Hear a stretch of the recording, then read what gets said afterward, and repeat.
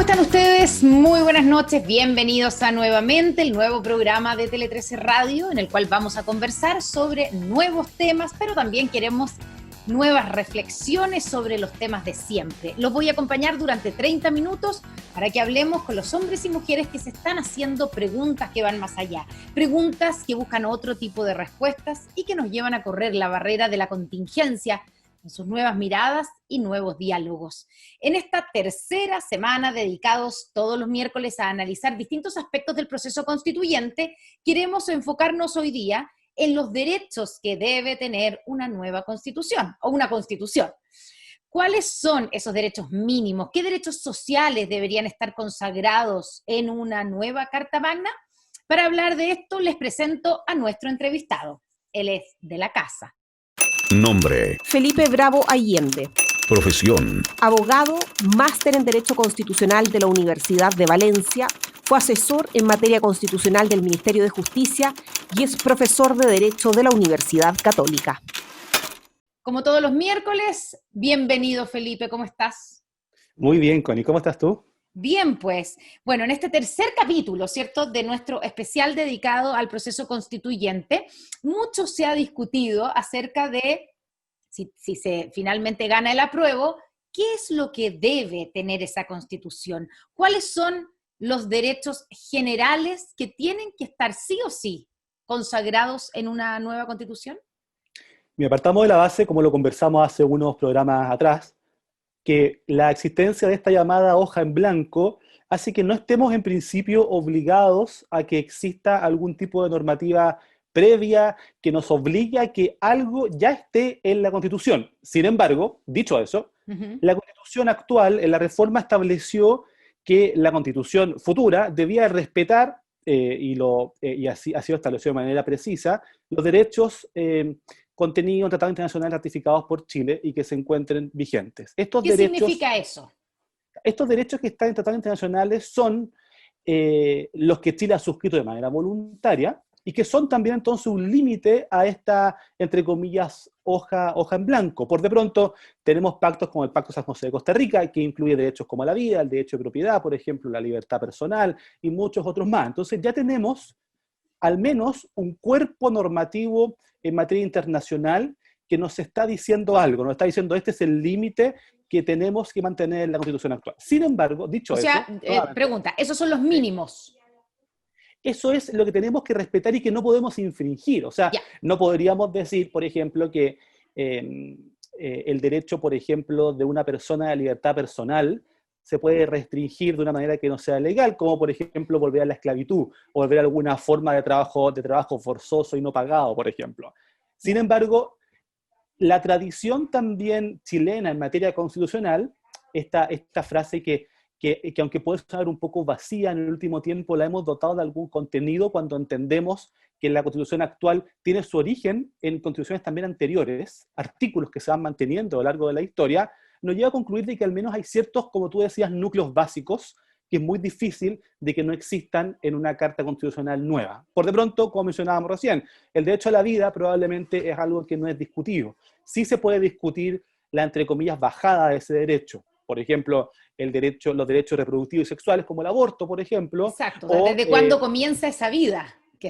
Por ejemplo, exactamente. Sin embargo, esto nos muestra que las constituciones, como está pensado que salga esta constitución nueva, son también fórmulas de consenso. Muy probablemente en materia de derecho a la vida de todas las personas va a ser un consenso mayoritario.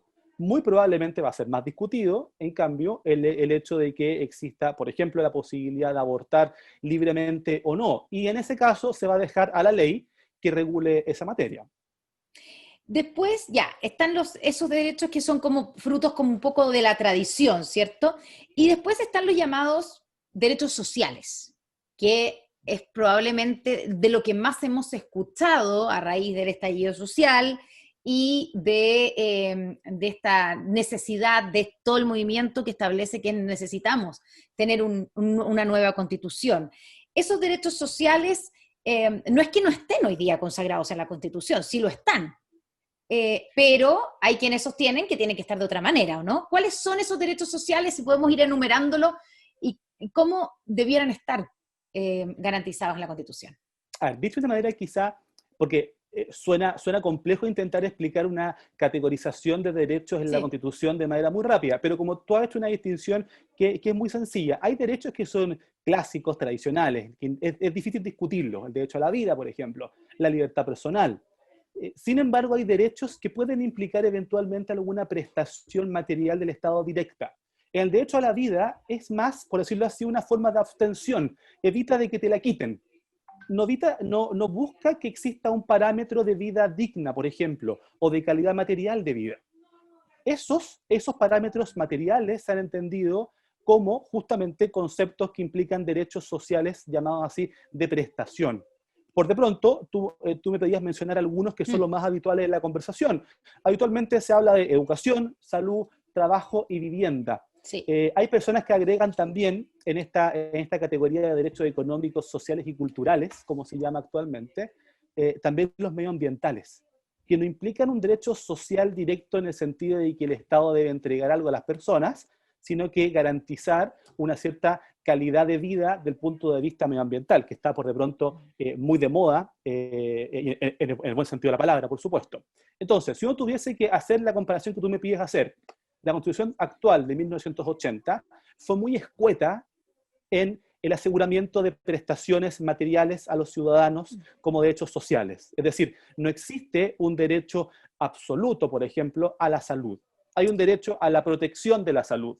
No hay un derecho en su momento original a la educación como la entendemos actualmente, en todos los niveles, prebásica, básica, media, universitaria. Hay un derecho a la educación que se garantiza en un nivel de educación básica, hasta octavo básico originalmente, y luego se han ido agregando otras cosas. El derecho al trabajo no es un derecho a tener un trabajo, es un derecho a la protección de ciertas características del trabajo. Y por último, el derecho a la vivienda no existe en la actual Constitución. Bueno, por eso se habla, no por el derecho a la vivienda, pero por los otros derechos sociales, económicos de lo que tú estás hablando. Como están consagrados en la Constitución del 80, ¿es a raíz de eso que se habla de un Estado, de que es una Constitución que establece un Estado subsidiario? Y no un Estado, digamos, que garantiza el acceso, el derecho a estos derechos sociales y económicos. Sí, hay personas que buscan explicar la existencia de este Estado subsidiario, que por de pronto el concepto de subsidiariedad literal no está en la Constitución, no está en ningún lado. No dice en ninguna parte, ¿cierto? No dice, claro, si uno pone como control F, así como buscar en la Constitución, no va a encontrar en ninguna parte como la palabra o algo parecido a subsidiariedad. Sí va a encontrar algunas pistas, que es lo que tú mencionas. En primer lugar, derechos que al parecer el Estado no es el obligado a entregar, sino que es a través directamente de los particulares que se provee un aseguramiento mínimo, como pasa, por ejemplo, en materia de salud, en que se busca asegurar un sistema público y privado. Se busca asegurar, por ejemplo, el derecho de los padres a educar a sus hijos, la libertad de enseñanza. Se busca en materia, por ejemplo, en materia de seguridad social, las pensiones, se busca asegurar la existencia de un sistema de seguridad privado, aunque no dice en ningún lado que sea las AFP.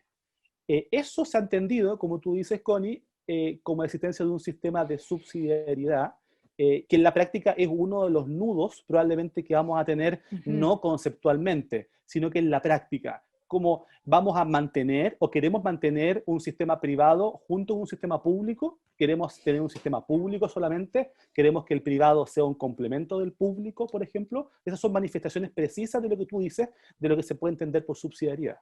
Estamos conversando con Felipe Bravo, abogado, máster en Derecho Constitucional, profesor de Derecho en la Universidad Católica. Felipe, en ese sentido, en el caso de la salud, ¿cierto? El derecho a la protección de la salud es lo que hoy día está garantizado en la Constitución actual. Eso podríamos pasar a algo, ¿cómo no quiero que me redactes, digamos, cómo debiera quedar pero para que sea distinto, para que efectivamente la salud esté garantizada, el acceso a la salud esté garantizada en nuestro país, y claro, voy a agregarle de una manera más o menos como de una base igual para todos, ¿qué es lo que tendría que pasar? ¿Qué es lo que tendría que cambiar en una nueva Constitución? ¿Cómo se debería redactar, dices tú, del punto de vista? Mira, no hay... O sea, se puede, porque uno también después de eso se pregunta ya, y que quede escrito, ¿significa que efectivamente voy a tener acceso a la salud más allá de que yo tenga los recursos para pagarla? Bueno, esa es la pregunta clave justamente del problema de cómo redactamos las cosas. Aun cuando las constituciones puedan de manera muy precisa y directa decir el Estado garantizará, por ejemplo, algún tipo de prestación, una cosa distinta es que de la garantía constitucional se derive de manera necesaria, directa, inmediata, una prestación a las personas.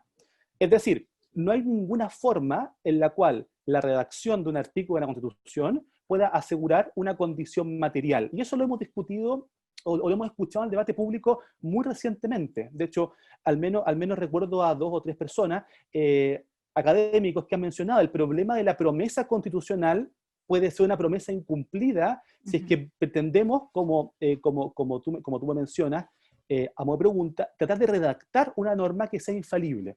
Lo que la Constitución hace, desde el punto de vista político, es entregar algún tipo de señal justamente respecto a qué legislación se debe dictar, a obligar a entregar algún tipo de prestación, más por la vía justamente de normas complementarias, más allá que de manera directa se pueda hacer. Ahora, la Constitución podría decir de manera literal, se debe entregar tal prestación, y eso nos lleva al segundo punto que tú tocas. Bueno, y si no hay plata para hacerlo, Claro. puede quedar en una declaración lírica o poética y no en una norma obligatoria. Ya, pero podría sí uno dejar asegurado el acceso de todos a la salud, más allá que sea pública o privada, digamos, pero que haya un acceso a la salud. Sí, en materia de salud, por ejemplo, la Constitución actual establece el derecho de las personas a elegir entre un sistema público y privado. Claro. Eso está en la Constitución. Ahora, ¿cómo eso en la práctica no se materializa? Bueno, por el costo de los planes de salud. Obvio, la gente no puede elegir. Exactamente. La mayoría de la gente no puede elegir. Aun cuando legalmente o constitucionalmente hay un derecho constitucional a la elección, te puedo dar 2 ejemplos claros de que eso puede materialmente no ser posible. Por de pronto, el costo del plan. El acceso puede implicar la dificultad en la elección. Y en la práctica, si la elección depende del contenido económico, en la práctica entonces no es elección, ¿cierto? Y el segundo punto interesante es, por ejemplo, las preexistencias. Si una persona tiene preexistencias, no va a ser aceptada por la ISAPRE en este caso. Por ende, ahí vemos que una norma constitucional espléndidamente redactada puede terminar no produciendo el efecto deseado por un contenido legal o infralegal. Vamos a la educación, que es otro de los importantes derechos, ¿cierto?, sociales, podríamos decir, económicos también, culturales, y sobre el que se ha discutido muchísimo. ¿Qué marcas dejó la Constitución del 80, reformada todas las veces, la Constitución actual, en el sistema educacional? Te lo pregunto para ver cómo puede uno pensar cómo se puede cambiar, porque las constituciones pueden marcar y determinar cómo se desarrolla un sistema educacional. En este caso fue un poco así. Por supuesto. Sí, la Constitución del 80, y esto me parece que es poco discutido, se origina en muchos de sus artículos, como tú mencionas, de una serie de, por decirlo así, traumas que vivió el país durante la época inmediatamente anterior, o sea, la década 60 y 70. En materia educacional, uno de ellos fue la llamada Escuela Nacional Unificada. Y por eso la Constitución del 80 reacciona de alguna forma asegurando una dualidad, asegura el derecho a la educación, que la entiende en su origen como la transmisión de valores y principios, lo cual me parece que es la visión correcta en realidad. O sea, en fondo, las personas son más o menos educadas en cuando se les educa en una formación que no sea simplemente saber hacer una operación matemática, por ejemplo. Y distingue eso de lo que se entiende por enseñanza. Y entiende por enseñanza la transmisión de conocimiento, lo cual es una buena distinción de todas maneras, pero lo hace con un objetivo. Lo hace para que la educación esté en primer lugar y de manera preferente, dice la Constitución, de cargo de los padres, lo cual puede ser más o menos también discutible, porque lo que busca decir ahí es que si la educación es en primer lugar, está en los padres, eso quiere decir que el rol del Estado, como tú me preguntabas, tiene que estar más disminuido. Claro. En el sentido de que es la familia, los padres, los que educan en estos valores y principios, y es el Estado, a través de la educación, por ejemplo, pública, que, dicho sea de paso, es en un 90 y tantos % la mayor cobertura de educación en Chile, o sea, la educación privada es la excepción a la regla generalísima, y por otro lado distingue la libertad de enseñanza, que es la posibilidad de permitir que cualquier persona, cumpliendo requisitos, por supuesto, pero que en un principio eran menores, ahora son cada vez mayores, pueda entregar conocimiento para evitar el monopolio del Estado, justamente en esa materia, que ese es el temor que tú me preguntabas. Ya, pero ahí de nuevo tenemos un poco la marca de lo que pasa en salud, que en el fondo lo que hace la Constitución es garantizar que existe un sistema público y un sistema privado. Sí, la Constitución va a hacer siempre ese como un dos, ese como tándem. Va a permitir en algún lado un sistema público y por otro lado va a fomentar un sistema privado. Y ojo con eso porque es importante mencionarlo. La Constitución buscó asegurar ciertas materias, como por ejemplo la libertad de expresión, los medios de comunicación, la libertad de enseñanza, a través de un sistema de pluralismo no basado internamente en el órgano, sino por la existencia de muchos órganos. O sea, prefería la libertad de expresión y los medios de comunicación porque hubiese muchos medios de comunicación, claro, y no porque hubiese pocos o alguno estatal. Prefería que la libertad de enseñanza estuviera asegurada porque había muchos colegios, cobertura, y no por cómo se enseñaba en unos pocos colegios. Ya, una especie de competencia, digamos, mayor competencia, sí, ya mayor, claro, menor posibilidad de monopolio de la enseñanza. Exacto. Ahora, ojo, con eso estamos describiendo, Connie, algo de punto de vista meramente enunciativo. Sí. O sea, no estoy diciendo que eso sea bueno o sea malo, estoy diciendo lo que es actualmente el sistema o cómo se pensó el sistema. Por supuesto que en una nueva constitución se puede discutir todo esto. Ya, también en la Constitución actual, ¿cierto? El Estado se obliga a promover la educación parvularia con un sistema financiado, con un sistema gratuito a partir como del nivel medio menor, ¿cierto? Que son como los 2 años, a partir de los 2 años. El segundo nivel también es obligatorio porque, como tú decías, cuando comienza esta Constitución era hasta octavo básico, pero hoy día ya se establece como obligatoriedad, ¿cierto? Hasta cuarto medio. ¿Se puede, pensando en una nueva Constitución, se puede reconocer un valor superior a la educación pública por sobre la privada? Estoy pensando que eso va a ser la postura de varios después de las discusiones que hemos tenido. Sí, más allá de que la educación pública, como dices tú, es en sí misma mayoritaria, por lo tanto, es casi obvio que debiera tener prioridad, ¿o no? Bueno, en cobertura, si lo vemos específicamente en cobertura, la educación en los niveles que tú mencionas, que es el nivel básico y medio, me acuerdo de haber visto las cifras hace un tiempo atrás, en un 95% pública. No hay ninguna duda de eso.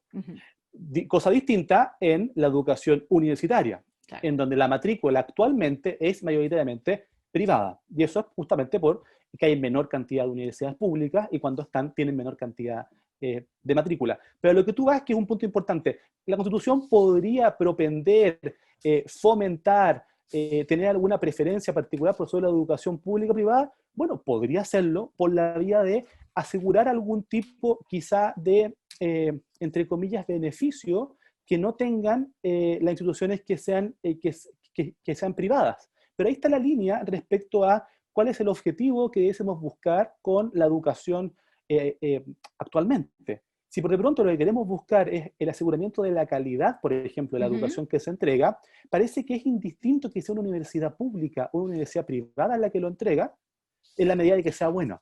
Por eso claro, pero ahí hay una discusión ideológica detrás también. Por supuesto. Entonces, esa discusión ideológica que tú planteas lleva a responder a la pregunta que es más difícil aún, que es, vamos a apuntar a que todo lo público es lo bueno, cosa que no me parece que sea así por de pronto, todo lo privado siempre es bueno, cosa que tampoco me parece así, o vamos a apuntar a la prestación, que es lo que tú me preguntabas cuando partimos del programa, a lo material, a lo que nos interesa que los ciudadanos o las personas reciban, más que a quién se los entrega. O sea, es tan importante el que entrega, o sea, es tan importante el mensajero como el mensaje, claro, por decirlo así, o importa más el mensaje. La Constitución podría adoptar cualquiera de esas posturas con un límite, me parece a mí, un límite que es razonable, que es que no sea arbitraria la diferencia que se puede hacer justamente entre mensajeros. O si no, podríamos llevar al absurdo de que universidades privadas, por ejemplo, como la que yo estudié y hago clases, como la Católica, por ejemplo, que son universidades indiscutiblemente de buena calidad, no puedan, entre comillas, competir o sean, entre comillas, discriminadas por ser privadas, porque hay una pública que existe. Exacto. Y también lo mismo a la inversa. Es decir, universidades públicas que tienen una regulación que es terrible. O sea, hacer clase, realizar algún tipo de actividad en universidades públicas requiere el aparataje del Estado tal como lo entendemos. Burocracia interna que no tienen las instituciones públicas. O sea, las instituciones que son privadas. Sí. Entonces, quizás necesitamos también entonces modernizar el sistema, en el fondo también público, para que pueda hacerlo tan bien como lo hace el privado, y a la inversa, mejorar ciertas normas de calidad, como hace la educación pública, que permitan que la privada sea mejor también. Felipe, hablemos del derecho a la vivienda, que hoy no está consagrado en la Constitución, ¿cierto? A diferencia de la salud y la educación. ¿Esto podría ser una novedad en una eventual nueva Constitución? Sí, tengo la impresión de que hay como un consenso en que hay que tratar el tema de la vivienda. Ahora, asegurar como derecho la vivienda tiene muchos matices, es un concepto un tanto vacío, salvo que lo entendamos de alguna forma que sea compatible también con la realidad. Es decir, imagínate tú una norma, voy a decir quizá algo muy absurdo, no podemos eliminar el coronavirus por la Constitución, como prohíbase el coronavirus en Chile. De la misma forma que no podemos en la Constitución decir toda vivienda será digna o toda persona tendrá una vivienda. Sí podemos asegurar condiciones que, por un lado, fomenten que toda vivienda que en Chile se realice tenga lo que consideramos como digna. Por de pronto, si hay un consenso en que las normas urbanísticas en algunos sectores de Santiago o de Chile no cumplen con parámetros de, entre comillas, dignidad, por ejemplo, la cantidad de personas que viven en el edificio, por la construcción, porque se escuchan todos los sonidos de un lado a otro, bueno, podemos en la Constitución establecer que la ley, por ejemplo, establecerá normas de calidad, por ejemplo, para que la vivienda cumpla condiciones de, por ejemplo, dignidad. Claro. Ahora, eso es distinto a lo que un sector pretende, que es asegurar como un derecho accesible, exigible, material, que las personas tengan vivienda. Eso también puede ser modulado. Podría ser un subsidio a la vivienda, por ejemplo, en la Constitución, porque convengamos en que es bastante irreal concluir que el Estado va a tener que entregar a todo habitante de Chile una casa. Claro. Entonces, hay que ver cómo se modula ese derecho para ver cómo finalmente se hace la práctica. Pero hay un consenso en que el tema se tiene que tratar, tiene que incluirse, digamos, en una nueva Constitución. Me parece a mí que sí. Fundamentalmente, el consenso mayoritario, me parece indudable, es que debiésemos establecer en la Constitución ciertas normas o exigencias de lo que consideramos como una vivienda digna para efectos de evitar, por ejemplo, condiciones que puedan ser impuestas a través de normas, por ejemplo, municipales o normas infralegales que consideramos en la actualidad como poco dignas. Ahora, ¿cuáles son esas normas? Tampoco lo sabemos ahora, en realidad. Conversamos con Felipe Bravo, abogado, profesor de Derecho de la Universidad Católica, máster en Derecho Constitucional.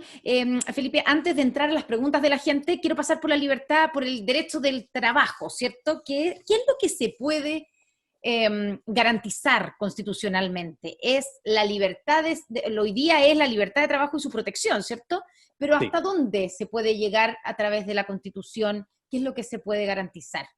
Porque, hoy día que hay tanta gente cesante, digamos, estoy pensando en una cosa básica, ¿puede la Constitución garantizarme que tengo que tener trabajo? Mira, Connie, como conversábamos hace unos programas y también en este programa recién, la hoja en blanco implica que el techo es el límite. O sea, en el fondo, todo puede como ser. se dice, el cielo. Todo puede ser. Y encontramos en las constituciones del mundo textos que en general aseguran derechos que uno dice, pero si este país no lo asegura, ¿por qué vamos a dejar en la Constitución declaraciones que no tienen valor práctico? Que es lo que tú me preguntas ahora. En la práctica, la Constitución tiene un rol político y un rol jurídico. Pero cuando hablamos de derechos sociales, se mezclan también eso. En España la distinción es más precisa cuando hablan en algún caso de derechos y en otro caso de principios, por ejemplo, o ciertos valores rectores. Lo importante en el caso del trabajo es, la primera distinción que vamos a tener que hacer es asegurar, igual como el trabajo, como el caso de la vivienda, a través de la Constitución, condiciones de trabajo, por ejemplo, dignas o ciertos parámetros para lo que vamos a entender como el trabajo que estamos buscando.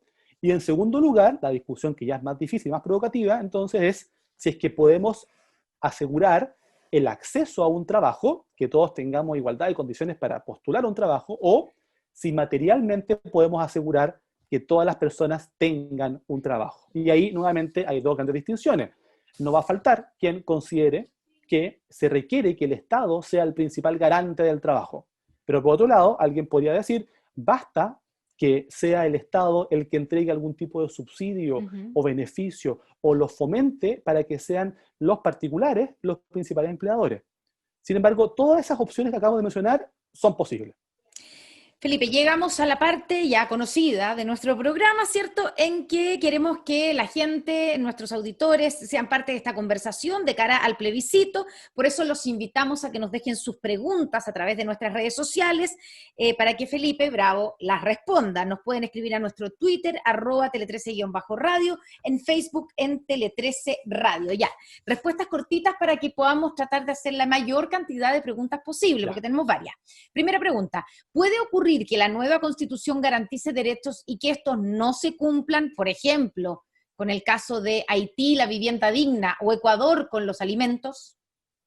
Claro, bueno, los casos que tú mencionas son interesantes. Y como lo mencionábamos recién, el hecho de que en la Constitución esté establecido o se asegure algún cierto derecho o prestación, no implica que en la práctica haya una forma para exigirla. En los países que tú mencionas son buenos ejemplos de cómo la Constitución puede cumplir un rol más de fines o de principios, más que materialmente yo pueda exigir, por ejemplo, en el caso de Ecuador que tú mencionas, que exista alimentación orgánica o que venga de cultivos locales, por ejemplo. Entonces la respuesta es sí, se puede asegurar esos derechos, en la práctica va a depender siempre de las condiciones materiales del Estado para proveerlo. Ya, segunda pregunta, ¿podría una nueva Constitución obligarme a hacer cosas que vayan contra mi libertad de conciencia, por ejemplo? Bueno, esa es algo que puede tener relación con lo que hay en tratados internacionales, por ejemplo, en lo cual se busca asegurar justamente la libertad de conciencia, la posibilidad de manifestar creencias como está en la Constitución, pero fundamentalmente el límite, un límite que desde el tiempo de Tomás Moro en adelante se discute si es que la ley puede obligar a la conciencia de las personas. Desde el punto de vista teórico, eso no se puede hacer, en el fondo. Si yo te digo a ti, tú tienes que pensar tal cosa, tú puedes pensar lo que tú quieras.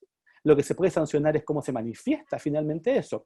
Ahora, las constituciones, me parece a mí, y los tratados internacionales en general, permiten en lo que podemos entender como objeción de conciencia, en materias, por ejemplo, como las cargas militares. Por ejemplo, ser llamado al servicio militar es algo que razonablemente uno puede discutir si vulnera o no la conciencia de alguien. Por eso me parece a mí que los tratados internacionales permiten sostener de que sería, me parece a mí, contrario a esas normas, obligar a alguien a hacer ciertas prestaciones en conciencia. Otra pregunta que ha estado dando vuelta a la discusión, sobre todo como lo han usado en su argumento los que están por el rechazo, ¿qué podría pasar con la propiedad privada? ¿Podría una constitución nueva, ya que estamos partiendo una hoja en blanco, terminar con la propiedad privada? Yo creo de que si la pregunta es, ¿podría? Por supuesto que podría. Algunas personas dicen, los tratados internacionales mantienen como límite la propiedad privada, porque también es un derecho humano. Ahora, siempre en todo tratado internacional, y también en nuestra Constitución, la propiedad privada tiene como límite su función social. Por eso, si uno se pusiera muy creativo, la Constitución podría decir, declárese como el fondo necesario para la función social del Estado, todos los supermercados. ¿Se podría hacer? Volvemos nuevamente a que el cielo es el límite. Se podría hacer. Ahora, eso nos llevaría eventualmente a que tengamos que discutir, probablemente en sede internacional, en fondo, ante los sistemas de solución de controversia de inversiones en el mundo, si es que realmente estamos en presencia de una afectación a un tratado internacional o se puede hacer válidamente. Entonces, la respuesta rápida es de que se podría hacer desde el punto de vista textual. Se podría, en la práctica, por supuesto, eso va a depender de cómo se materialice finalmente lo que se pueda o no expropiar o perder como propiedad. Vamos a nuestro recomendado, ¿cierto? Como todos los días en el programa, llegó el momento de que nuestro entrevistado deje una recomendación para quienes nos han escuchado durante la última media hora. Una recomendación que enriquezca lo que hemos conversado hoy día, Felipe. Quiero recomendar nuevamente dos cosas. Esta vez las dos son gratuitas. La primera es un sitio web que se llama Constitute Project, y se escribe Constitute Project. ¿Ya? Es un sitio web que busca comparar las 203 constituciones actualmente existentes en el mundo y compararlas a través de alguna serie, como mencionábamos recién, de derechos, de principios. Si alguien tiene la duda, el Banco Central está en qué constitución del mundo, uno puede en ese buscador encontrar en cuántas constituciones del mundo está, por ejemplo, el Banco Central o un banco nacional en la constitución. Es un sitio web, constituteproject.org, para los que lo pueden ver. Es un proyecto universitario muy utilizado también por los académicos, muy sencillo de utilizar. Está en castellano también, está también en inglés, para que lo revisen. Y la segunda recomendación es una que apareció ya hace 2 semanas atrás en el diario El Mercurio, el trabajo de un profesor, Jaime Arancibia Matar, es un profesor de la Universidad de los Andes, doctor de la Universidad de Cambridge, que hizo un trabajo interesantísimo, ahí lo voy a mostrar para los que están ahora en Instagram. Ah, sí, yo lo tengo. Se llama Constitución Política de la República de Chile, edición histórica, origen y trazabilidad de sus normas desde 1812 hasta hoy.